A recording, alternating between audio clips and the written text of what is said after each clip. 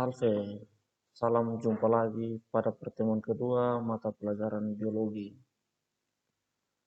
Pak harap semoga kalian semua dalam keadaan sehat untuk dapat mengikuti pembelajaran pada kesempatan kali ini. Pertemuan kedua mata pelajaran biologi dengan kompetensi dasar 3.2 mengklasifikasikan makhluk hidup dan benda berdasarkan karakteristik yang diamati. 4.2 menyajikan hasil pengklasifikasian makhluk hidup dan benda di lingkungan sekitar berdasarkan karakteristik yang diamati. Adapun tujuan pembelajaran yang akan dicapai pada pertemuan hari ini, yakni mengidentifikasi keanekaragaman makhluk hidup, mengidentifikasi klasifikasi makhluk hidup, dan menggunakan metode penamaan ilmiah dengan benar. Materi ini dapat juga kalian baca pada buku penerbit Erlangga halaman 57 sampai 62. Kita lihat keanekaragaman makhluk hidup. Kita tahu bahwa makhluk hidup di dunia memiliki keragaman bentuk, ukuran, habitat, ataupun tingkah laku. Perbedaan yang terjadi antar individu ini menimbulkan variasi dalam makhluk hidup.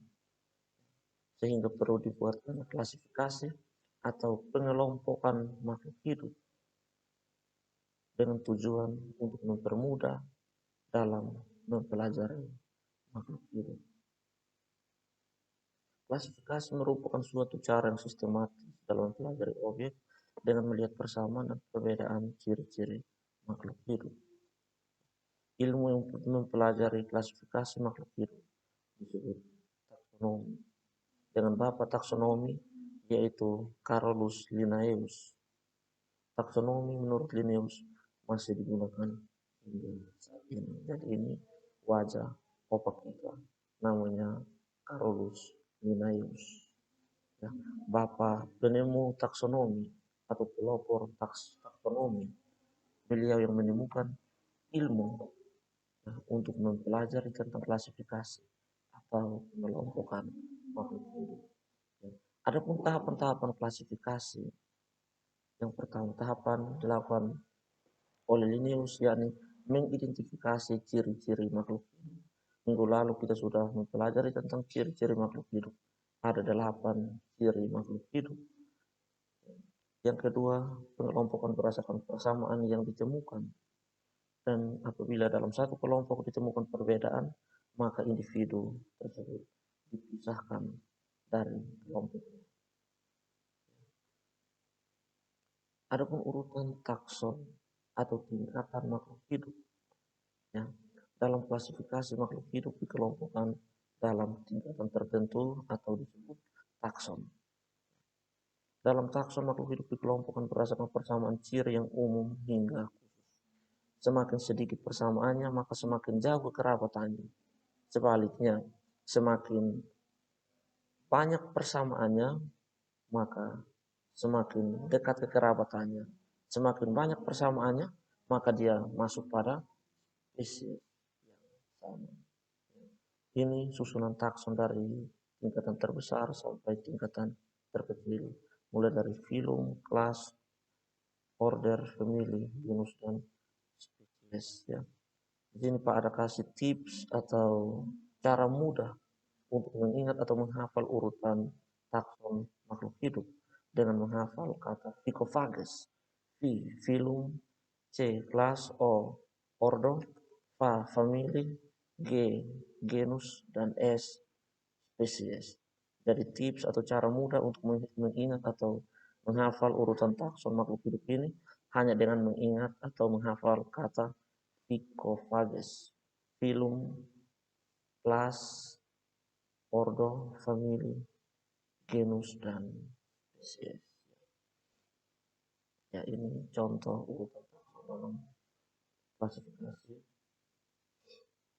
Ini urutan takson untuk tumbuhan cempaka mulai dari kingdom sampai spesies.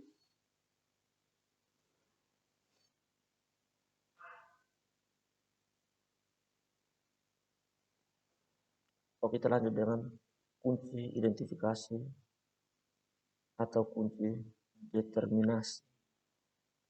Kunci identifikasi atau kunci determinasi merupakan petunjuk yang dapat digunakan untuk mengidentifikasi kelompok maupun jenis organisme. Pada kunci identifikasi tercantum ciri-ciri organisme yang akan diidentifikasi yang bersifat spesifik. Ya, berikut contoh kunci identifikasi. Yang pertama, bertulang belakang atau tidak bertulang belakang.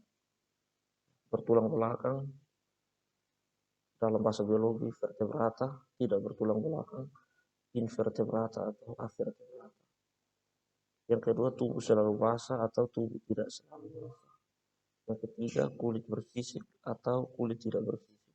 Kalau kulit bersisik, dia masuk dalam kelompok Pisces, dan kulit tidak bersisik dia masuk dalam kelompok amfibia. Apakah dia binatang menyusui atau tidak menyusui? Kalau dia binatang menyusui, maka dia masuk dalam kelompok mamalia. Dan yang terakhir, apakah dia bertelur atau bertelur beranak? Kalau binatang itu bertelur, maka dia masuk dalam kelompok Aves atau unggas. Dan kalau dia bertelur dan beranak, namanya reptilia.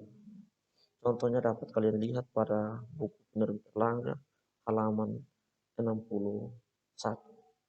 Di halaman 61 itu, di situ misalkan kita diminta untuk mengidentifikasi beberapa jenis hewan dari hewan A sampai hewan E. Hewan A itu ikan, B burung, C kelinci, D buaya, dan E katak. Di sini Pak hanya memberikan contoh untuk hewan, ikan, dan burung. Hewan nomor 1 dan hewan yang A dan B. Kita lihat yang pertama untuk hewan A atau hewan ikan. Hewan ikan itu hewan bertulang belakang, maka ditulis 1A. Tubuhnya selalu basah, ditulis 2A.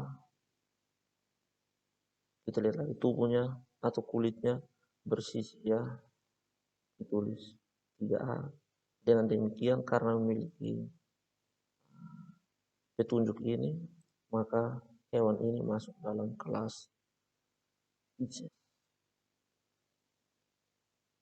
Pak kasih contoh lagi untuk hewan burung.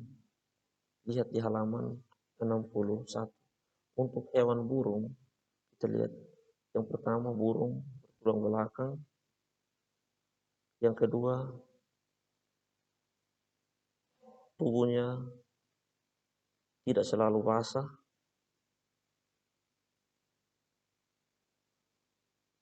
Tidak menyusui anaknya dan bertelur. Maka burung masuk dalam kelas Aves atau unggas. Nah, anak-anak di rumah, coba kalian identifikasi hewan buaya dan katak. Lihat di halaman 61. Coba anak-anak identifikasi di rumah. Nanti pertemuan berikut, anak-anak sampaikan identifikasi dari buaya dan katak serta kelinci. Ya. Kita lanjut dengan metode penamaan ilmiah. Linnaeus menggunakan sistem binomial nomenklatur untuk membuat nama ilmiah. Jadi nama ilmiah dibuat dengan sistem binomial nomenklatur namanya. Ya, aturan sistem binomial nomenklatur yang pertama terdiri dari 2 kata Latin, di mana kata pertama menunjukkan genus dan huruf pertama ditulis dengan huruf kapital. Kata kedua merupakan